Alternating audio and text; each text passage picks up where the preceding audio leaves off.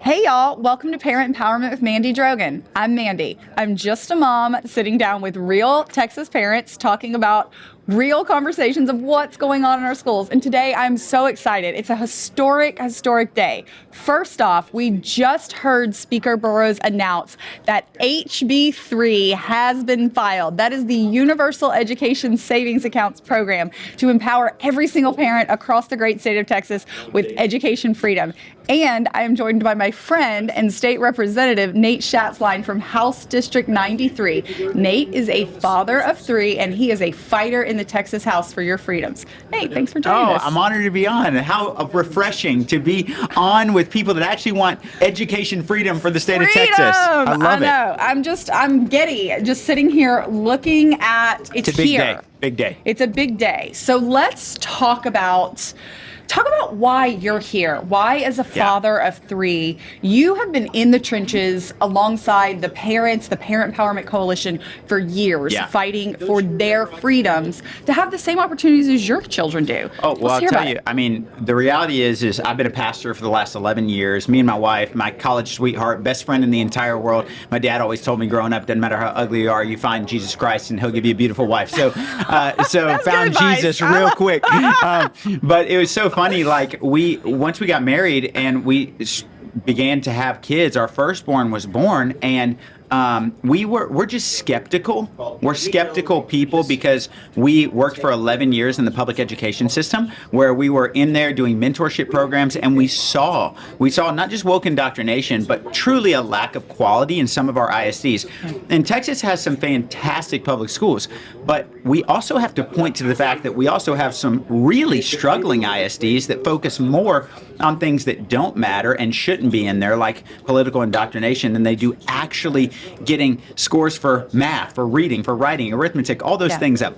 And so as we worked in the public schools and also worked in private schools, we just recognized we can't send our kids here. We'll mix that with 2020, where they said, your child has to be vaccinated to go to this school. And we were like, nope, we're out. And so we made the sacrifice. We're not wealthy. We're a young family, just the average Texan family. And we're just like, we have to send our kids to private school. And so we began to make the sacrifice, working multiple jobs in order to put our kids in private school. And in the process of all that, we began to speak out against some of the things we were seeing in the public education system. We're talking about sexual education at the age of 5, explicit visual images for 5-year-olds, mixed with the fact that not only are they being exposed to things that we never wanted them to be exposed to, but they're also not getting the educational outcomes that we would hope that a Texas public school would provide. We should be leading in Texas in public education. And so we started running rallies, we started getting vocal, and I've been a school choice advocate since I learned of the concept, because I really believe, in the same way that Governor Abbott does, that the money should follow the child and parents should have the final say. So it's been awesome. Absolutely. Well, thank you for being in the trenches and fighting. And we finally, we have to run through the tape. But we're finally here with an exceptional piece of legislation, a piece of legislation that truly does empower every single parent, course corrects. It puts an incentive on a system that, as you noted, has kind of been run off the rails in far too many places. Look, we do have some great public schools, but the reality is that a lot of those with ill intentions, leftists who have figured out a way to insert, as you noted, straight up pornographic images for young kids, teaching them against the values of their children. We just heard last week a parent talk about a child being transitioned behind their parents' back in Houston ISD. This is real. It is going on. And this really does give parents, whether you want to utilize the ESA or not, it gives you the power to go say, hey, school district, we're going to get back to the basics. I want my kids reading by the 3rd grade. I want to make sure that we have the best math, civics, history. We got to teach our kids why we're the greatest, most prosperous nation that's ever existed. Get back to those basics and get away from the identity politics. So 100%. grateful that you guys are in this battle. Oh, I'm excited about it. And I think what you said was so important is, like, when you're talking about the public education system, we are hearing lies from the left, and we're hearing misinformation that's being spread on the right. Yeah. And so now, I believe the lies of the left have ill intent. I mean, Yes. it's just a sabotage of our parental rights. That's Right. what this is. And it's tone deaf, too. Because the reality is that parents are so focused on the fact that my child is 7 years old and can't read. My child is 12 and can barely read. This is a problem. It's a crisis. And so when I was talking to parents on the left and on the right that had never heard of school choice, universally, before the indoctrination comes in, Right. they're pro-school choice. I mean, Yes. it's not even a question. And we see this across the state, where over 60% of parents, whether in the Republican Party or in the Democrat Party, Yes. support school choice, overwhelmingly on the Republican side. And so even homeschoolers, we see over 70% of homeschoolers Right. consistently support school choice.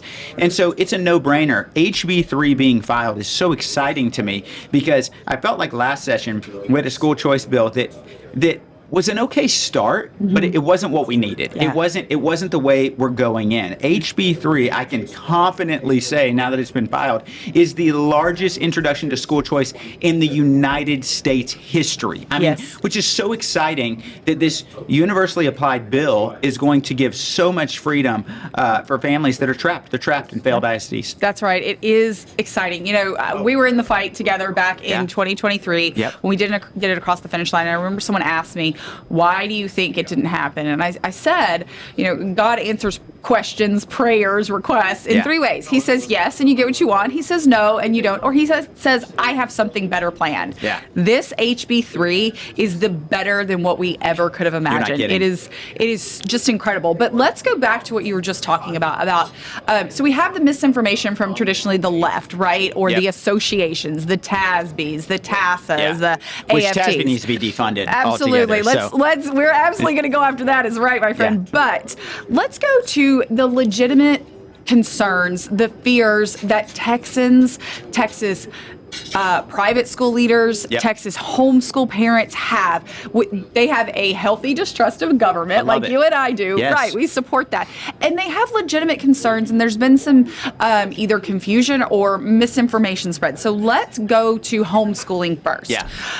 What do we know? Let's talk to them about what we know about homeschooling programs and whether or not HB3, the ESA, will open the door for regulation onto homeschool families. Great. And this has been the number one concern of my constituents when they've reached out about school choice as a whole.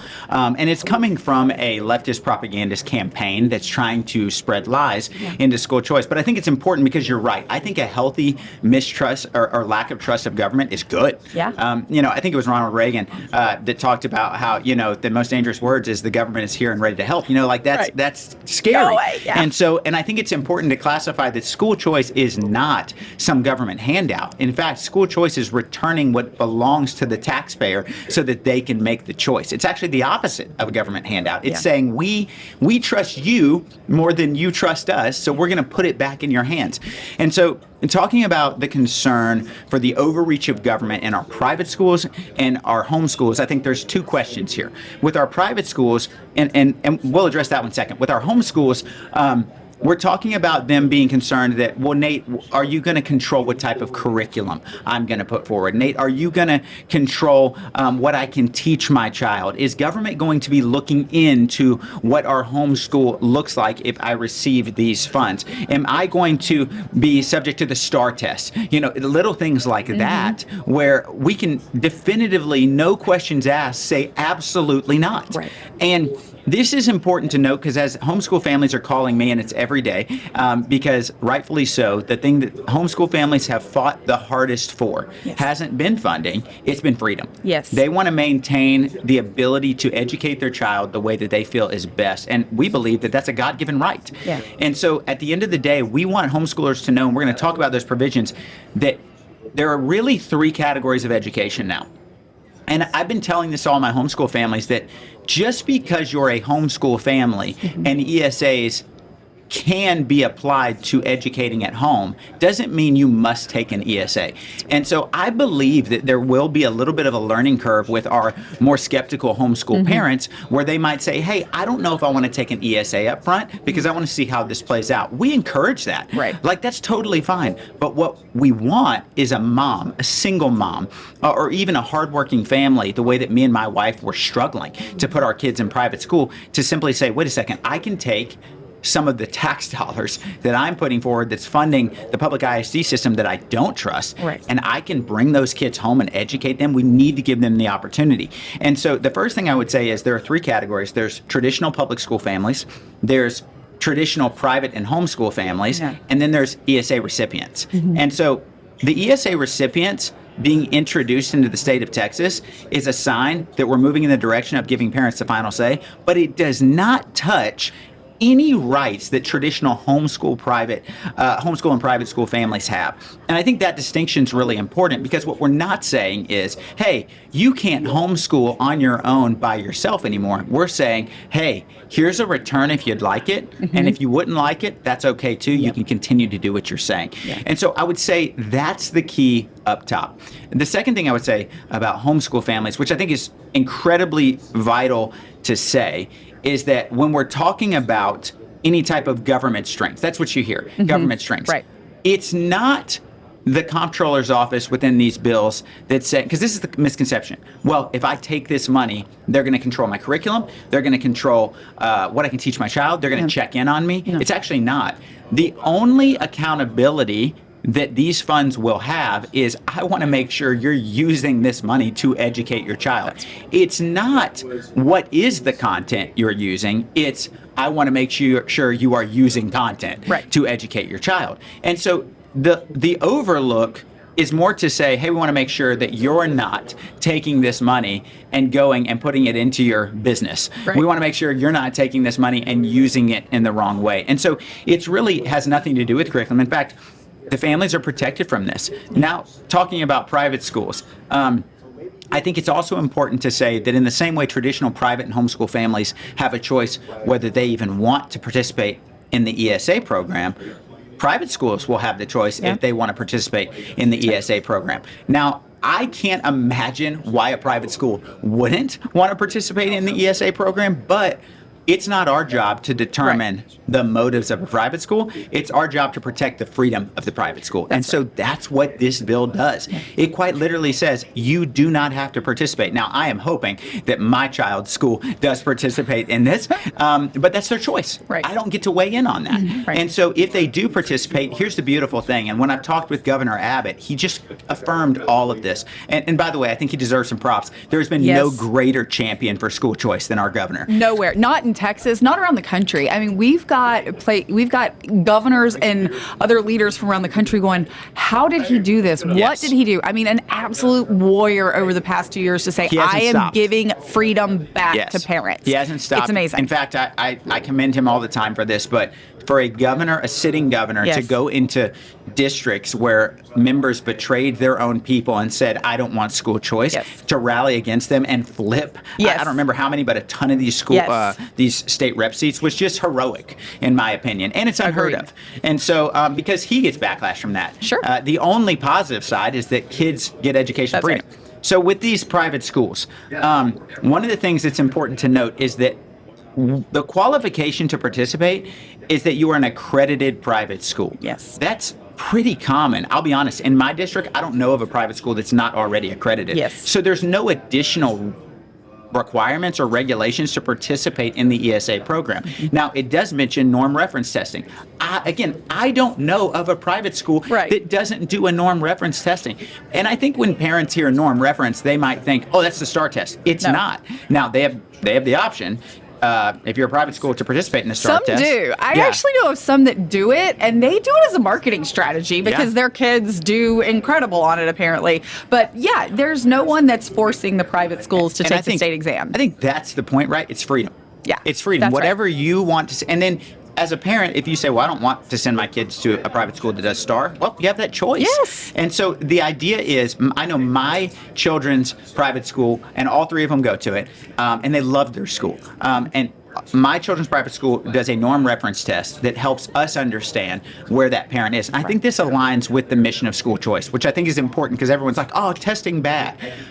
When did we make merit evil? Right. We want to test if our kids are up to date on where they should be. I think the testing results in the public education system have been the most revealing of why school choice must get done. When we have reading rates below 20% at the third grade level, math ratings at 22% at the third grade. It's terrifying. It's devastating. Yeah. And we have to course correct now. And so looking at this testing requirement for these private schools, this is simply us not, by the way, saying, oh, if your child does not perform at a certain level, they don't qualify for an ESA. It's actually so that we can see the efficacy of the program and expand so that we can say, look at the results. And we trust that if parents begin to have choice, guess what happens? And this is a proven fact. Public education increases in their outcomes. That's right. So this was really a fun study. So out of I think it's 32, and correct me if I'm wrong, 32 states that have school choice right now. Yes. I'm very sad that Texas wasn't number one, but we can make up for it right now with the largest program. That's exactly right.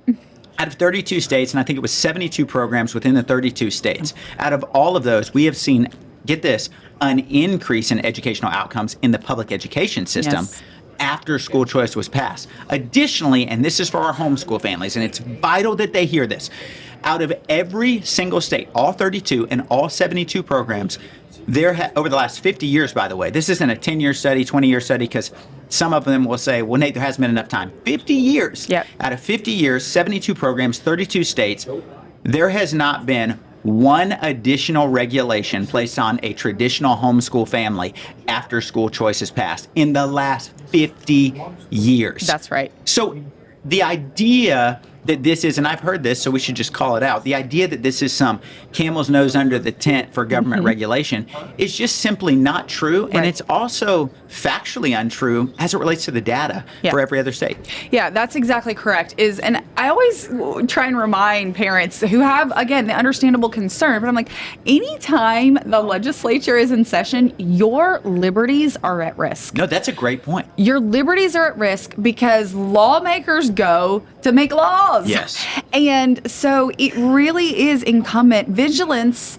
It is the price that we pay as parents and as patriots to protect the freedoms that we have. Because unfortunately, there are people that want to regulate homeschool and private school, and they do attempt to do that in other states. We've got the head of the House Democrat caucus in the Texas House who sends his kids to private school but doesn't want you to be able to send your kid to private school. It's gatekeeping. It is. And so they're going to attempt to take away the rights of homeschoolers every session. Yes. So I've got good news and bad news on this. And I shared this in my virtual town hall with a lot of my homeschool families who rightfully so, as you said, have an untrust of government. Yes. And I shared this with them, and I said, I've got good news and I've got bad news. I said, I'm going to start with the bad news because I always like to end on the good. But the bad news is the legislature, and now granted, caveat, I would burn the place to the ground if this took place, and I would lead the charge. I'd be there with you, yes. But the legislature could right now take away every right. Yes. We saw this in Oregon. Yeah. Oregon did this. Yes. They could take away every right of homeschool families. They could outlaw it today, and they do not need an ESA program to do so. Right. And so the idea that an ESA program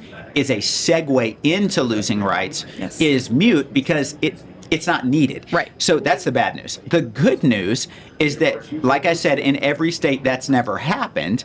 And additionally, there have been many states where the freedoms of traditional homeschool families have improved. Right. After school choice was passed. Well, they get to build their coalition. Yes. The reality is, your colleague, Representative Brent Money, talked about this when I spoke to him. That was a great podcast, by the way. Thank you. Yeah, I'm telling you got to go back and watch it. It is, because he talked about it. He said, look, we want to offer this opportunity to more families who want to homeschool. We want to build our coalition. We want to build the tent that we're under. The more families that are participating, the more families that love homeschooling, the more families to fight to protect the rights of homeschooling family. And that really is so, so important. The more people that are participating are the more people that will fight for it. And that is exactly right. So God forbid the great state of Texas ever shifts to the left and turns blue.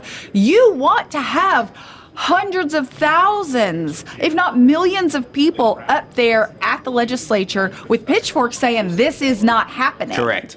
And I think that's actually a totally separate and incredible point that, in order for homeschooling, I was talking to my friend Representative Daniel Alders today on the House floor, and we were talking about how when he was being homeschooled as a kid, it was outlawed. In Texas. And he's like, and yet we still did it. Right. He's like, we were all in. So I think that was admission of breaking the law. I hope I'm not getting him in trouble. But all that said, Daniel Alders is a perfect example of someone that's for school choice, grew up in a traditional homeschool family, and it's like this, like we've been fighting alone for all these 40 years. Why would we not build a coalition that becomes a mass group that says you will take away no rights of my family? And I think that only improves as that tent gets larger. Absolutely. And that is why the Texas Homeschool Coalition, Tim Lambert's group, the largest Incredible homeschool group. It's amazing. And they're a part of the Parent Empowerment Coalition. They're a part of this mission together. We are working in lockstep to make sure that homeschoolers are protected. But it's why they started 40 years ago, was because it was the same story. You had families that were like, we have got to fight to protect our right to educate our kids. Correct. And they are a part of this, and they want this, and they are demanding, along with, I think they said 70% of their 100 or 200,000 plus members say, we want this. And by the way, I was reviewing the Texas Homeschool Coalition study this morning before I came on, because I wanted updated figures. And that's not just a one-time poll that's like, oh, okay, maybe they misunderstood the question. They have polled that 3 times. 3 times. Over the last few years. And that it has been consistently between 70 and 72%. Yes. I mean, 3 polls don't lie. Right. And so it's consistent. And by the way, that's amongst, just for everyone watching, that's amongst our African American families, that's amongst our Hispanic families, and it's amongst our Caucasian families. It's amongst all of the families within Texas. It truly, that poll represents Texas. Yes. I don't even know that poll was designated Republican and Democrat. I think it was general families. Yes, it was just families that were doing it. That's absolutely correct. Okay, so I want to talk about private schools now, because again, healthy distrust of government. We want to make sure that we can teach our babies to love Jesus and celebrate and honor our faith and whatever it is, and provide or just a to love high America, quality, if that's love too hard. America, have a high quality education that's free of radical indoctrination. All right, so understandable, legitimate concerns of those in the private school space or that are operating private schools could be that somehow this opens the door for government regulation. So I'm going to turn it over to you, but I want to tell our viewers the legal protections in this piece of legislation in HB3 are the strongest, best legal protections of anywhere in the country. There is no school choice bill, there is no school choice program that has the extensive legal protections that are provided in this bill. And that's why, one of the reasons why this is so incredible and such a historic moment, is we are actually setting the groundwork. While we may not have been first, we get to be the best because we can see where things maybe were not done as well as they should have been, and we're getting it right in this piece of legislation. So let's just read it. Let's just tell. And before we do, can I say one more thing? Yes. One of the distinctions I like to tell families is we are not privatizing public education,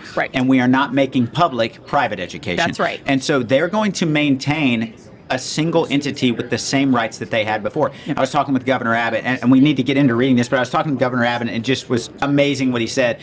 He said, are you hearing the lies that we're defunding public education? I was like, of course I am, Governor. I was like, that's hitting me every day. Yes. And he said, one of the things that's been said to him, and these were his words, not mine, and so I want to quote it properly, but he said, one of the things is that I've got people that are telling me, I just wish the public education system had the same rights as the schools receiving the ESAs. And he said level playing field. That's the word that keeps being said. Yes. And Governor Abbott's response was brilliant. He said, are you telling me that you want private schools to now have taxing authority and be able to pass bonds? Are you telling me that you want private schools to be able to access the federal funds that you're receiving at public education institutions? And it was just a great argument because the public education people that are against school choice, they don't actually want a fair playing field. They want an advantage. Right. And they want an Always. advantage not over the private school, over the parent. Yes. They want to be able to control the narrative. And so for all of those private schools that are questioning, like, man, I don't know if I want to participate in the program because maybe there's government strings attached, maybe a principal of a private school. One of my best friends in the world, his wife is a headmaster at a private school, and they helped start the private school my kids go to. And so I got a call this morning. I got a text from the head of the school and said, can you do a virtual town hall to talk about our rights? And I'm like, of course. And I said, I can cut it short. They're the same. They're the same. Right. In fact, You they're just actually clip this. We'll just send it so you can read it totally. and say, this is it. And in fact, they're now codified. I actually believe we're gaining more rights I through agree. this. So right here, we find in HB 3, I'll read it, I'm going to read it slow just so that we can hear it. I'm a fast talker. So if there's a point, stop me if you want to emphasize. But a state agency or state official may not adopt a rule or take other governmental action related to the program, and of a certified educational assistance organization may not take action that, number one, limits or imposes requirements that are contrary to the religious or institutional values or practices of an educational service provider, vendor of educational products, or program participant. So let's pause right there. That right there says, we're not touching your curriculum, we're not touching your daily schedule, we're not touching your prayer time, we're not touching your religious liberty, we're not touching any of it. Right. It is yours. It's quite literally saying, as a government, we are not involved. Or number two, it will not limit an educational service provider, vendor of educational products, or program participant from freely determining the methods of curriculum to educate students, determining admissions and enrollment practices, policies, and standards. I want to come back to that. Or modifying or refusing to modify the provider's vendors or participants' religious or institutional values or practices, operations, conduct, policies, standard assessments, or employment practices based on the provider's, vendors, or participants' religious values or practices, or exercising the provider's, vendors, or participants' religious or institutional practices as the provider, vendor, or participant determines. So this lays it out really well. But one of the concerns, and I just said it and we'll break it down each one, but one of the concerns that I heard from a parent of a private school was, okay, Nate, but right now, like if my child was rescued from a bullying situation in their public school and I used the ESA to put them at a private school, is the private school now obligated to take the student who bullied my child regardless of their behavior? And my answer was no. We're not publicizing private schools and we're not privatizing public schools. Public schools must take every child. Private schools do not. And we just codified it into law right here that private schools can be an ESA recipient, and they can also set their own conduct standards that will not be touched by government overreach. Right. And so we're protecting the child, and that's the core belief of ESAs, is that we're not going to touch your curriculum, we're not going to touch the behavioral standards you have, we're not going to touch your religious views, and actually, one of the things that I think is so vitally important is we're not going to touch your hiring and firing standards, meaning this: if you're a Christian school and there is a teacher that does not share the biblical values that you believe in, you can deny them from being hired, or you can still fire them because they don't share your values. This is not discrimination. And the bill shows that. Yes. Because you have the right to hire and fire who shares your values. Look, this, I'm telling you, this is the strongest language out of any state I have ever seen to protect private and home schools. Absolutely. I mean, it is, I could not have said it better, because they threw the kitchen sink in here. Yes. I mean, we are going to tell you clearly, explicitly, you cannot do this. Anything. You cannot do anything. If a student utilizes an ESA to send the tuition payment to your school, that's it. Yes. That's all it is. We're just saying they have that right. You may choose to accept it. You don't have to change, as you said, you don't have to change your admissions process. Correct. If you do an interview, a lot of private schools interview the family, interview the parents. They want to make sure, they want to make sure they're value aligned. Yes. And that is their right. And this supports every single aspect of it. What it's also going to do, which I'm really excited about, people don't realize this, and you touched on this a minute at the beginning of the podcast, people a lot of times have the misconception that private schools are for, quote, rich white people. I mean, that's what they're saying out there, right? Yeah, it's every tweet. Every tweet, pretty much, led by, as you said, Trey Martinez Fisher and Jean Wu and like, I don't want, what did they say at the press conference? They don't want those kids at their private schools. No, that's exactly what they said. It's actually, and I was like, you are an awful human being. I will tell you, the verbiage that's being used right now is true bigotry. It's true racism, and it's truly discriminatory. And hear me, it's against our kids. Yes. And we have so, and I don't say we, but I say as a society, we have so accepted the virtue signaling of the left that we have fallen victim to allowing them to discriminate against our own children. Yes. This is a major problem, and our kids deserve bold solutions. Yeah. They deserve us to tell the truth and fight for the truth, and they deserve us to not back down no matter if we're being called different names. And I know you have, I know I have, I know our governor has on a daily basis. We're not scared. No. We're not worried about it, and we're not backing down. We are going to pass this policy. That's right. And that, you know, this is the thing that I've had a lot of people ask me, like, why are you doing it? Because as you said, we're called all names under the book or under the sun, having the books thrown at us, like anything they can do to try and stop us. But the reality is the system fights to protect itself, its privilege, its money and power. Correct. Versus we're fighting for a much more noble cause. Correct. We're fighting with our hearts because we love our children. It's not money. Yeah. It's not power. It's to say, this is for the future of my children, for your children, and all the children in Texas. And I'll tell you this, I think one of the key distinctions here is, you know, one of the arguments from the left is, I don't want my tax dollars to, fund your religious indoctrination, which I think is hilarious. Right. Because the reality is my tax dollars are funding their religious indoctrination every day. It's funding trans flags being hung in the classroom. Yes. It's funding social transitioning of children, which will eventually lead to the mutilation of their bodies prematurely. It's funding people telling children that they should hate America and that this is an oppressive nation and that this nation is not the American dream that it was cut out to be, and that it's literally telling. We have public schools in Texas right now that are teaching children that because of the color of their skin, they'll never have the opportunities that you or I will have. And the irony of that is we live in the freest state, in the freest country in the history of the world, and they are doing this to push an agenda, not to educate children. And I will tell you, I really believe this. I believe that the key to a successful school choice program is simply saying, hey, guess what?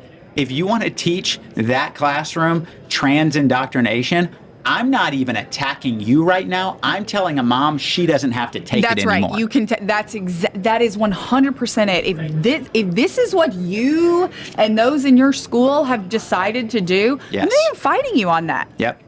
I think you're going to have some problems. But don't force my kid to participate. That's right. But my kid and the other children of Texas, the families who don't have the resources or the support to remove those children, they absolutely cannot and should not and will not very soon when we pass this be forced to sit in classrooms or to, one of the things that you touched on, this radical gender ideology. It's all part of the identity politics.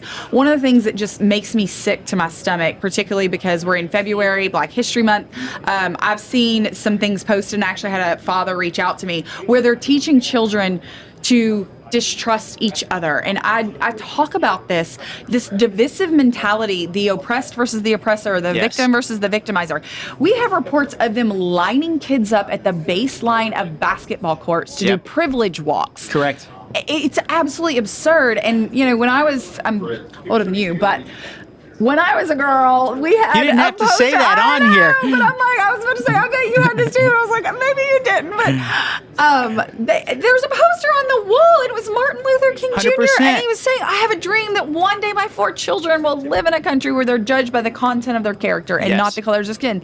And yet, we are teaching children to judge everything by the color of their skin. Yes. Or the identity of their sexual orientation. I mean, it is radical and it is wild. And we're watching as President Donald Trump has declared war on woke and DEI policies in the military and all these institutions. We're now watching Governor Abbott do the same thing and declare war on DEI because it's not a war on anybody for the color of their skin. It's a war against that would devalue merit. That's right. And so this is a separate topic, but I've now filed bills to take DEI out of county governments, city governments, and K through 12 education.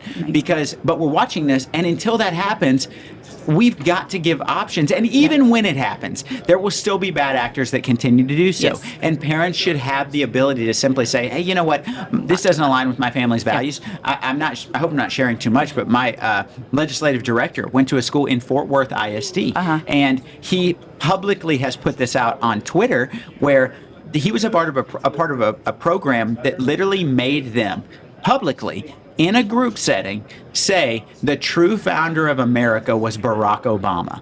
Now, let's talk. We're not even going to discuss the merits of it.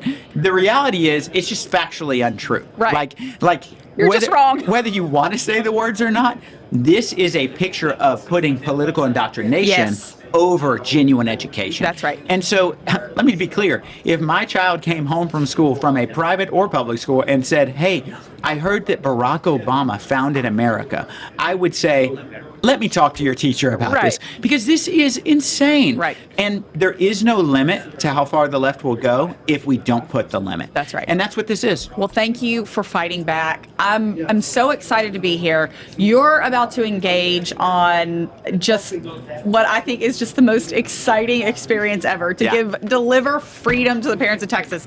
I'm just holding it. I'm like, oh man, I'm here. But I want you to look in that camera right there. I want you to talk to the parents, to the patriots, and to your colleagues in the legislature.